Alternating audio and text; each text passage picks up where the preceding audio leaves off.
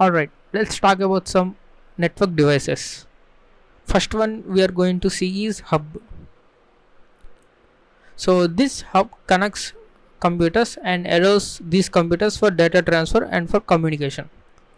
And only there is one property for the hub, that is, if this computer want to send data to this computer, then it will transfer the data to this hub. And what this hub does is it will broadcast that message to every other computers. So it will send them that same message, the message sent by this computer to this computer, to this computer, and to this, and to this, because it's the hub's property. That is the hub's job. And how it transfers is we connect these computers through a cable to this port. Like we can just say port. Hub contains some ports, and you need to plug in the Ethernet cable to these ports. And if this computer wants sends data to this computer, the hub transmits that message to every other computer which is connected to that ports. So this is very security issue, right? The because the message is being transmitted to every other computer connected to this hub. So in general organizations, these hubs are very rarely used, and it's better not to use at all, because if any other hacker with their laptop can connect a cable to this port and can eavesdrop all the messages going over these computers. So the improvement to the hub is switch. It also allows the data transfer between the computers, but it is somewhat clever than the hub. So we have learnt about MAC address, right? This computer have MAC address, and this computer have its own MAC address, and in the same way these all devices contains their own MAC address. Then if this computer wants to send a message to this computer, first it sends data to this switch. This data contains the MAC address of this computer. Then the switch does not know where to send, and this computer also don't know where to send. This just sends to this switch. And what switch does is, at first time the switch transmits the message to all other devices, and after transmitting to all other devices, these devices respond to the switch saying that this is not my MAC address, and this my MAC address is this one. After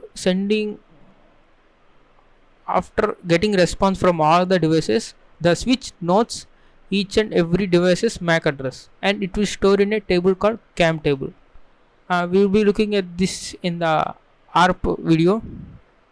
So this switch eventually learns MAC addresses of all devices connected to their ports, and then after getting all the MAC addresses from all the devices, then it will check the data for the destination MAC address. And since this computer wants to send data to this computer, and just it will switch sends this data to this computer, because the destination MAC address is this one, right?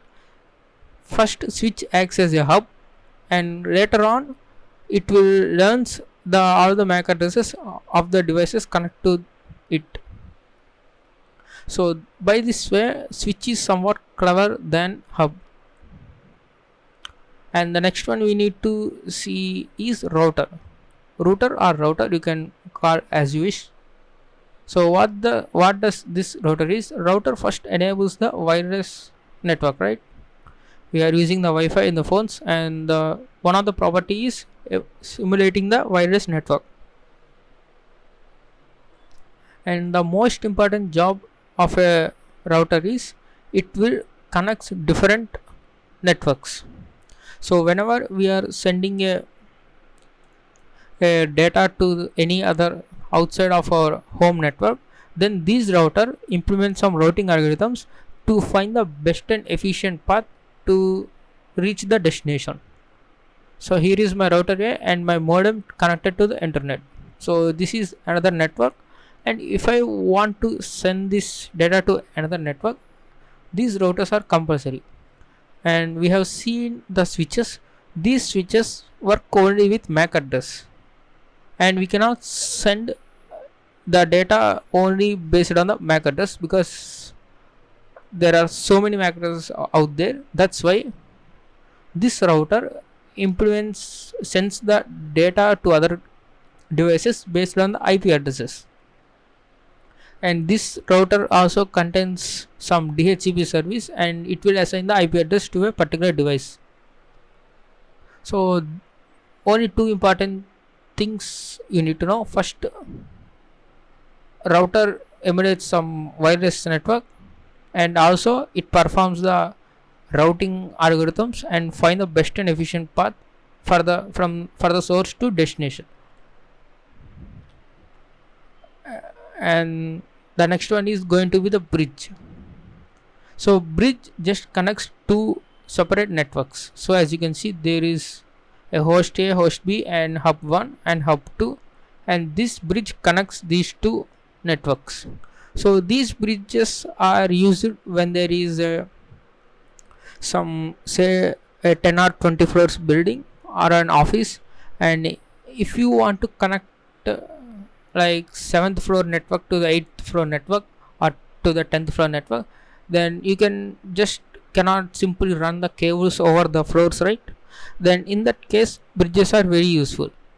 So if you want to connect, if a member of 7th floor want to contact with the 10th floor, then you can just send a message through this bridge. These bridges are very helpful in connecting like some different networks wirelessly. And the last one we are going to see is the repeater. So the repeater's job is to strengthen the signal. So I had the Wi-Fi, and the Wi-Fi range is suppose say few meters, and after that few meters my signal gets lost or it weakens, right? Then if I use this repeater strengthens that signal, and with this repeater I can get the Wi-Fi some more distance. So this is used when you want to access the network at speed, at also at a long distance.